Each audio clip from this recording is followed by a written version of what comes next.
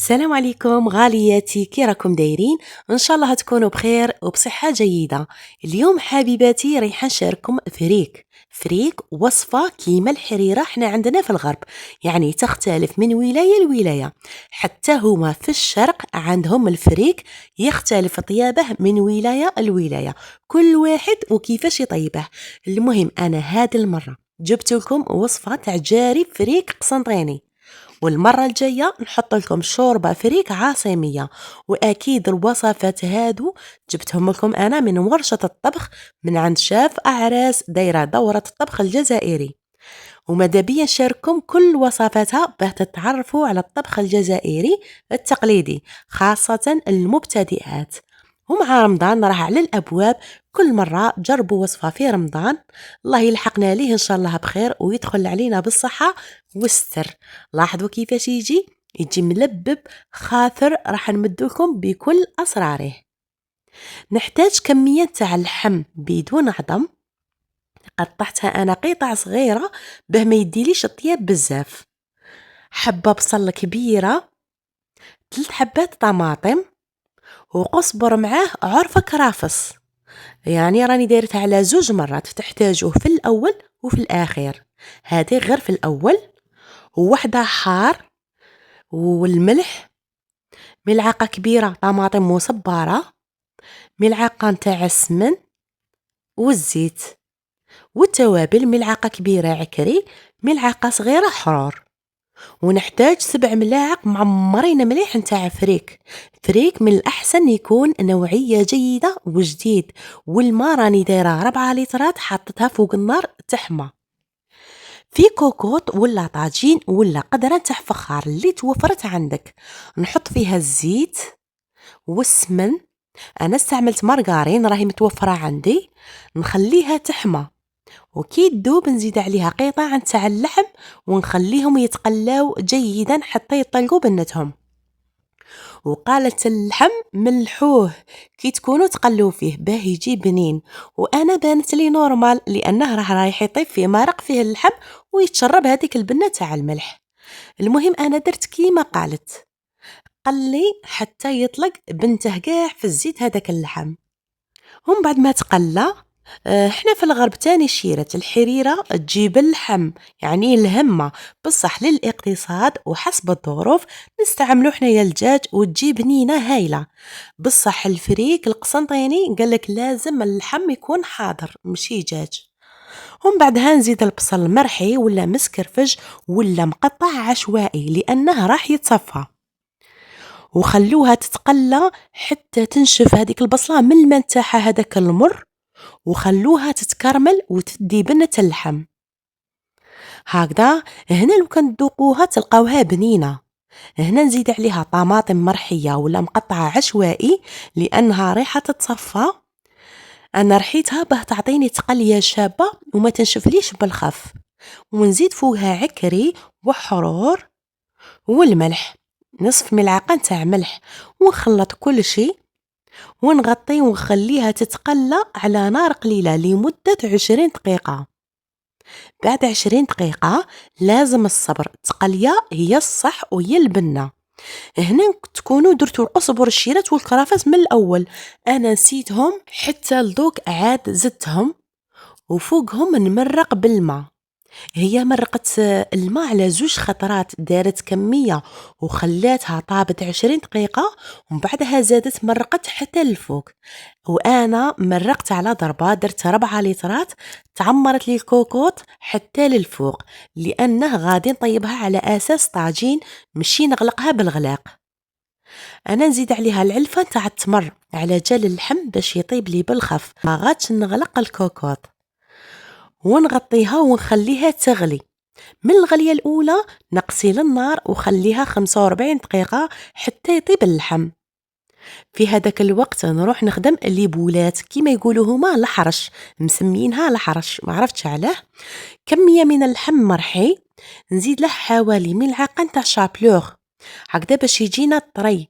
وفي الوصفة يا تخليه هكذاك يا تزيدي له الغبرة تاع الفريك، يعني الفريك كي تطحن ويصيروها الغبرة هذيك اللي تطيح من تحت يضيفوها للحم المرحي، بصح انا ما عنديش، عوضتها بشابلوغ. الشابلوغ هنا تاني راه محمص باش يجيني بنين، ونزيد عليها الملح والعكري والحرور ونعجنهم بيدي جيدا. المكونات اللي راهم مقابلينكم ملهيه مازال ما نضيفهم الشيرات، حتى من بعد كي يطيب اللحم عاد نضيفهم. الطماطم المصبرة انا نبغي نقليها من الاول، بصح هي قالتلك تندار مع الفريك. المهم اللحم مرحي كي عجنته نزيد له البيض، حبة ولا حبة ونص على حساب، نحلله بالفرشيطة ونفرغ بالعقل ونعجن حتى يولي طري في يديا. هنا لي بول هادو نتاع الحرش كيما يقولوا نديروهم بولات صغار قد الحبة تاع الحمص ديك المنفخة ولا كبيرة منهم شوية. هي شوربة فريك عاصمية يديروا الحمص، ولكن الجاري القسنطيني يستعملوا الحرش، البولات هادو يعني في بلاصة الحمص. هكذا انا ندهن يدي بشوية تاع زيت ونبقى نبولي فيهم هكذا. صاي وجدتهم نحطهم جهة حتى يطيب اللحم.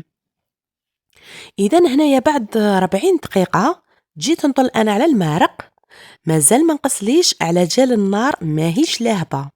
هنا نذوق اللحم اذا طاب ولا لا، اذا لقيتيه طاب صاي طفي عليه وجيبي المارق نتاعك وصفيه في صفاية ولا كسكاس هكذا، ونحي اللحم راه طايب ونصفي المرق على بها. وقلت لكم انا من قبل البصل والطماطم معليش تقطعوهم عشوائي لانها راح نصفوهم كيما هكذا.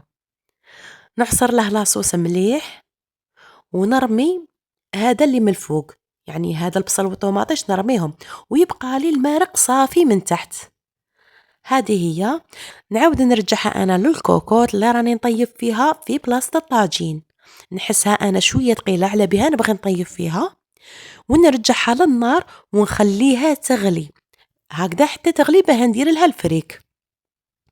هنا نحط طماطم مصبرة من الأحسن نوعية جيدة باه تعطي تحميرة بلا حموضة، ونزيد الفريك بعد ما نغسلها ونصفيها. انا هنا الصراحة لو كان غير شمخت الفريك كيما الحريرة نتاعنا لخاطر تدي الطياب بزاف. المهم انا اليوم درتها كيما دارت هي، يعني غسلتها وفرغتها هكذا بلا ما نشربها. فرغت هادوك 7 ملاعق ومرة على مرة تبقاي تحركي فيها باه ما تلصقلكش حتى تغلي. كي تغلي صاي حبسي وخليها طيب. الفريك هذه الشيرات استوس من عندي كيما الحريرة باه تعرفوها باللي طابت. لاحظوا راهي دروك في القاع، لازم تتنفخ وتطلع حبة بحبة مع المرق، يعني تولي تلعب في وسط المرق مشي تبقى لك في القاع. الفريك يخصها تطلق اللبان تاعها، هما يقولوا اللبان وحنا نقولوا الرغا. المهم خلوها طيب 20 دقيقة هكذاك. وبعد 20 دقيقة هاهي ما زالت ما طلعت مع المعرق. هنا نجيب لي بولات نتاوعي ونفرغهم فيها يطيبوا معاها. البولات قلنا كبر من حبات تاع الحمص غير شوية. هي في الأعراس كي صفوا المارق يعني من الأول ينحوا شوية تاع مارق صافي ويطيبوا هادوك لي بولات وحدهم حتى يطيبوا، يعاودوا يصفوهم في كسكاس فوق المارق نتاع الفريك باه البنة تاعهم اللي في المارق تتخلط مع هذا نتاع الفريك. ومن جهة لي بولات يبقاو مصفيين وباينين مشي مودرين باه من بعد يقدروا يحطوهم في الطباسة وما يتودروش في وسط القازال. وحنايا للدار وكمية صغيرة ما عندهم وين يهربوا ولا يتودروا. هكذا كي نكمل نحرك غير بالعقل لخاطر راني بردت المرق كي زدت البولات، يعني التشيشة نخافها لا تلصق. هنا نحرك بالعقل باه البولات ما يتفتوش حتى يحكموا رواحهم ويطلعوا. صايي راهم بداو يطلعوا. هنا تحركي كيما تبغي. نغطي ونخليها تكمل طيابها 20 دقيقة واحدة أخرى ونجي نطل عليها. هنا راهي بدات تتلبى، الشغل ولات تترغدن باللغة نتاعنا، والحبة تاع التشيشة انتفخت وراهي قريب تولي مع المرق. هنا نزيد نخليها تاني 20 دقيقة واحدة أخرى حتى تطلق الرغد تاعها كيما يقولوا لها تتلبب. وتطلق هذيك العقودية نتاعها، لأنها هي اللي تخثر المارق، لخاطر المارق ما فيه حتى خضرة. وهنايا الطياب دات لي أنايا ساعة بالضبط، تقدر نتوما 45 دقيقة، تقدروا ساعة وربع على حساب نوعية الفريك. المهم قلت لكم تطلع في المارق، وقبل ب10 دقايق حطيت لها قزبر وكرافس كيما يقولوا هما الحشيش، كيما اللي حطيته في الأول مع قرن حار، ونخليها 10 دقائق واحدة أخرى لأنها صاي راهي على التالي. ومن بعدها نطفي عليها. لاحظوا شحال كلات لي مارق، كانت قاع الفوق ودروك راهي قريب للنص. وهذه هي طفيت وخلوها تتنفس. كاين اللي قطع القزبر من الفوق بصح هكذاك من بعد هذا يولي قاع كحل ويشوه الصورة. على هذاك في الأعراس القزبر يحطوه عند التربية. لاحظوا دوك التشيشة كيفاش راهي تلعب مع المارق، عايمة ماهيش في القاع كما كانت في الأول. هكذا تعرفوها باللي طابت. هذه أستوس مديتها لكم في الحريرة، والحمد لله كاللي قالوا لي ما كناش نعرفوها حتى شفناها عندك. والفريك الشيرات كاين اللي يضيف لها ملعقة ولا زوج نتاع غبرة الفريك، هذيك اللي تجي من تحت اللي تصفى من تحت باش تطلق لهم هذاك الرغا. بصح هي غير الطيب مليح، راح تطلق الرغا تاعها البات تاعها كيما يقولوا هما. وهذه هي النتيجة النهائية. يديروا شوية تاع اللحم في ليزاسيات، ويديروا الحرش اللي نقولوا عليه حنا لي بولات، ويزيدوا الجاري الفريك من الفوق يعني، ومن الفوق كاع يديروا قزبر.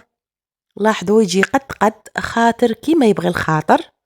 وبنة التشواط تاع الفريك روعة. وكاين كيما قالت هي قالت لكم كاين تاع الشرق اللي يستعملوا فيها التوابل، يستعملوا الثوم، كل وحده وكيفاش.